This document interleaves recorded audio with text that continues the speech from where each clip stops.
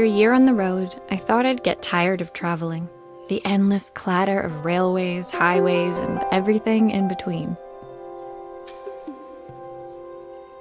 But as my train pulled into the station at Bellariva, I felt every bit as excited as the first day of my journey. A whole year. It felt like a lifetime. The places I'd seen, the people I'd met, of course, the forgotten treasures I'd given a new lease of life along the way.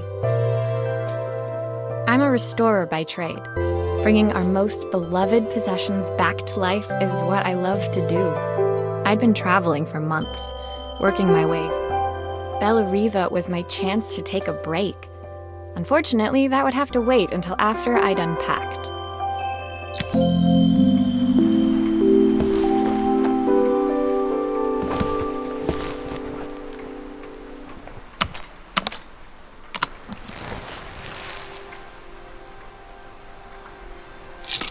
I picked up these sunglasses on my last stop.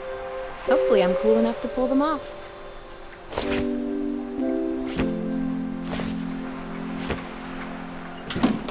The tools of my trade. No hope of restoring things without these.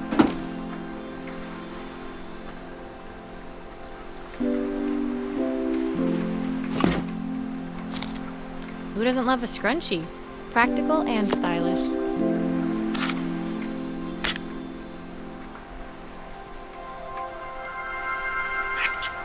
Looking forward to taking more close-ups of my fingers with this.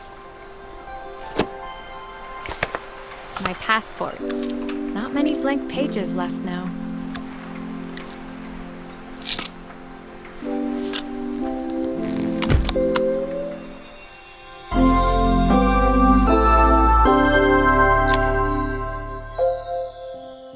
Finally, I'd made it to Bellariva. I'd come for the food festival, taking place in a few days' time. After living off TV dinners and instant ramen for the last few months, I was craving a decent meal.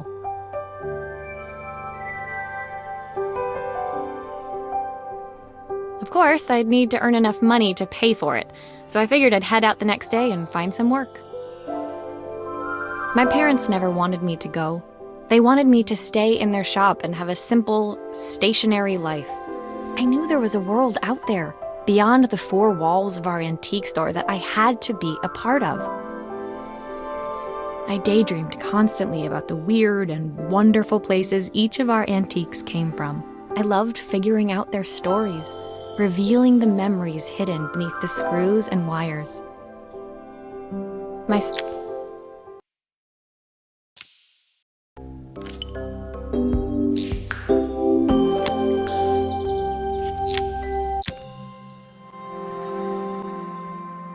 It was my first morning in Bellariva, and I couldn't wait to leave my hotel and explore.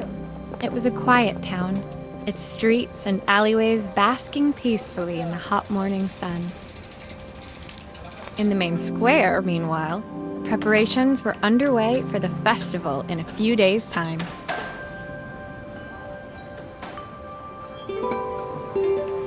As I handed out my flyers, I wondered what the people of Bellariva would need me to fix. So far, everything here seemed perfect. I was starting to worry I'd made a mistake when I felt someone tapping me on the back. Hi, I'm Izzy. Do you know how to fix things? It was a little girl, maybe 7 years old, who must have gotten hold of one of my flyers. She rummaged around in her backpack until she hauled out a battered red cassette deck. My tape is broken and I can't make it work anymore.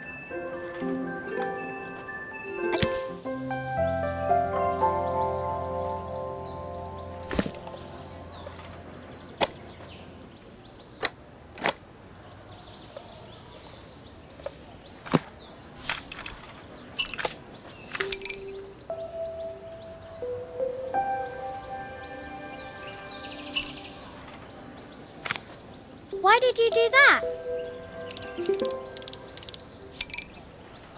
How did you do that? I didn't see.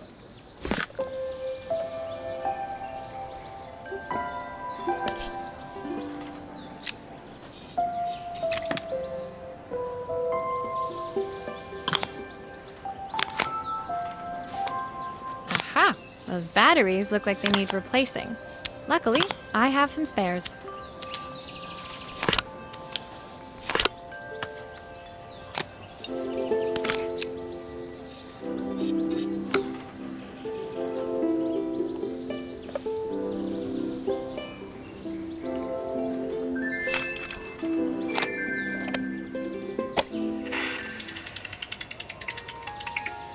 Will you dream a dream for me?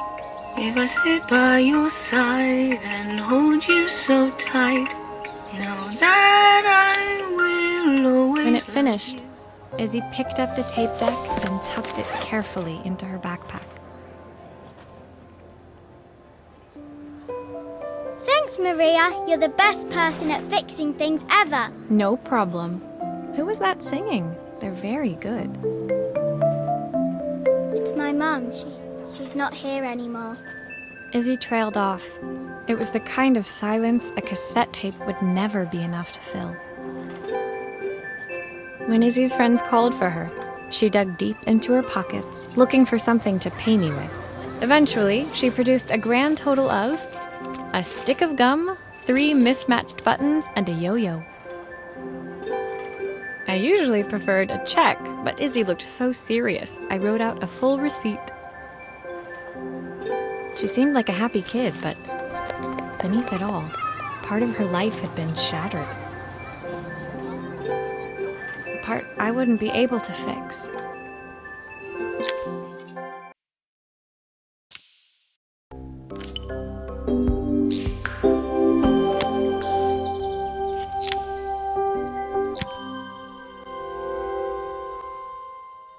My first repair complete, I spent the rest of the day doing small jobs in and around the square.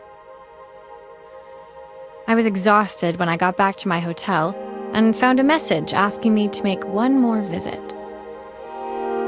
The address led me to a quaint little house, a stone's throw from the beach. Bathed in the evening light, it looked beautiful, in spite of its flaking paintwork and chipped tiles. The front door was opened by a harried-looking man, still dressed from a long day at the office. Are you Maria? My name's Joseph. I'm Isabel's father. I'm so sorry she bothered you this morning. Please, come in. I'd like to settle up properly. On the mantelpiece, I saw the remains of a broken statue. Without thinking, I picked up a fragment. Ah, my father's statue. What's left of it, at least. Yet another way I'd have disappointed him. It survived 100 years in this family. But 5 minutes with Isabel and... Do you think you can salvage it?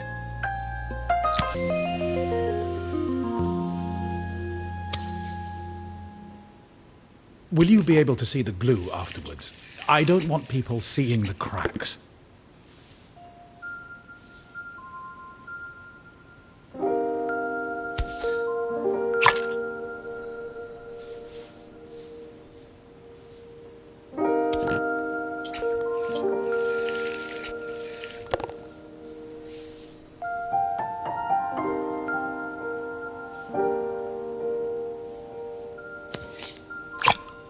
Sometimes I think my daughter should come with a warning label.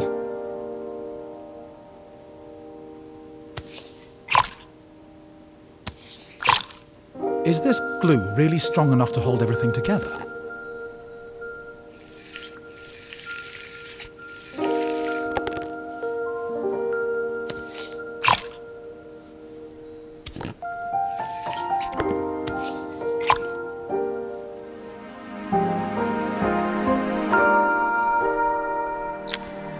Thank you, Maria.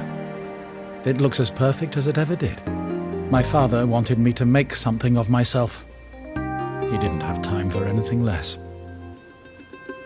As Joseph put the statue back on the shelf, it nudged against the family portrait stood proudly next to it.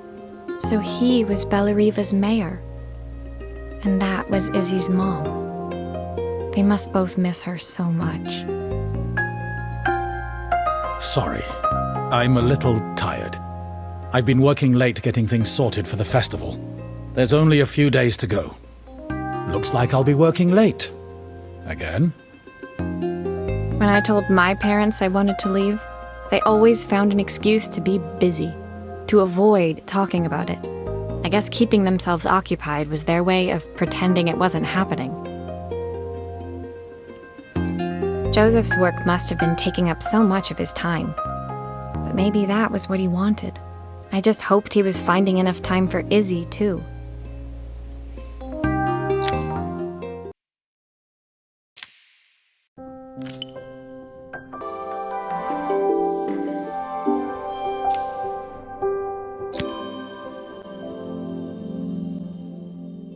My second day in Bellariva dawned bright and clear. Another beautiful sunny morning.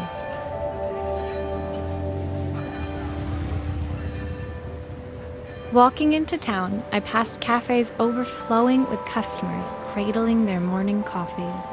I stopped, breathing in the smell of roasted coffee beans and freshly baked pastries.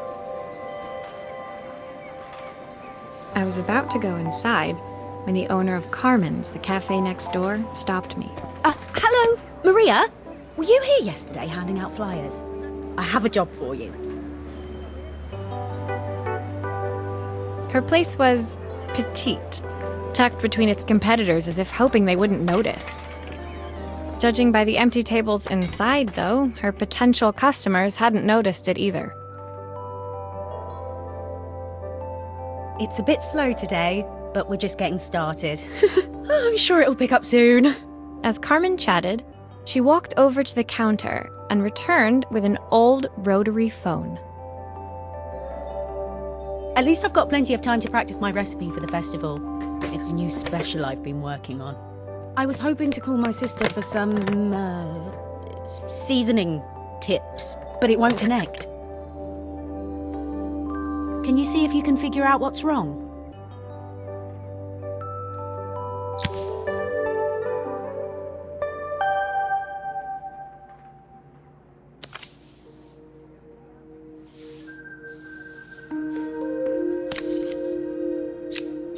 Obviously, we'd normally be much busier than this.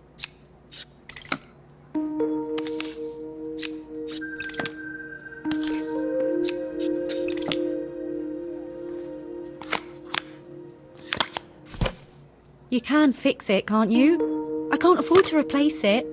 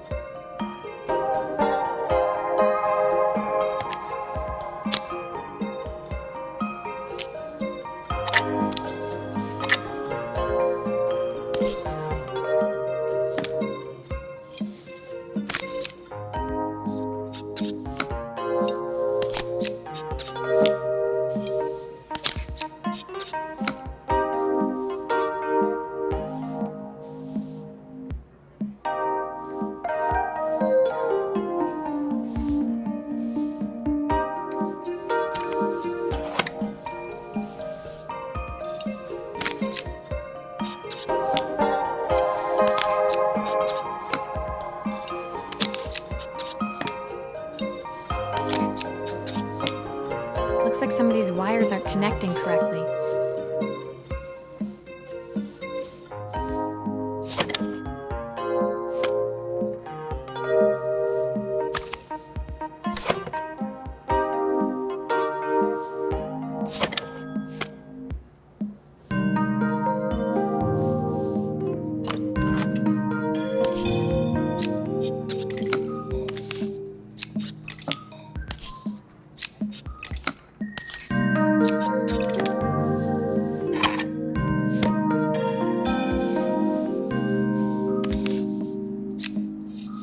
These connections aren't quite right. I should check the wiring.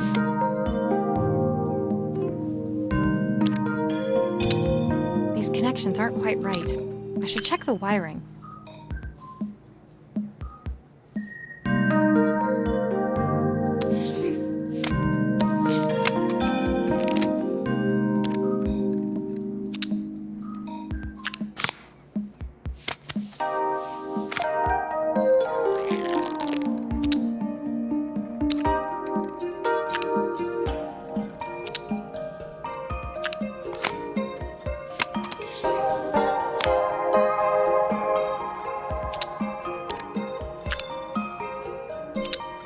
Looks like this new circuit board is all hooked up.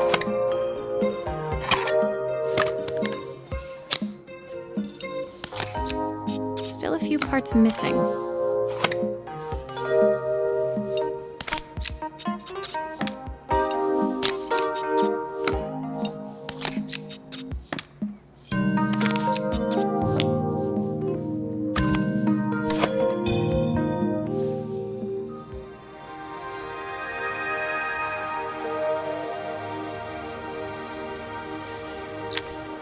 When I handed the phone back to Carmen, she seemed almost reluctant to take it from me. So it's all working now, is it? I don't have to leave it to dry or let it cool down? Nope, it's ready to go. It'll be ringing off the hook in no time. That's if I can pay my phone bill anyway. And the rent and the suppliers. Anyway, take a seat and I'll be right with you. Your coffee's on the house. I sat at one of the empty tables, while at the counter, Carmen had started dialing the phone. Hello? How's my favourite sister doing today? As she talked, Carmen became more and more tense. This didn't seem like a call for some cooking advice. I know I still owe you from last time, but I can't afford to take part in the festival if I don't pay. I could almost feel the eye roll at the other end of the line. You don't need to be here, though. Can't you just put the check in the post? When the call ended, Carmen brought me my coffee, her hands trembling. Sorry about that. My sister's decided to fly in for a visit. Oh God, I have to get ready. Actually, I might have another job for you. Can you come by tomorrow?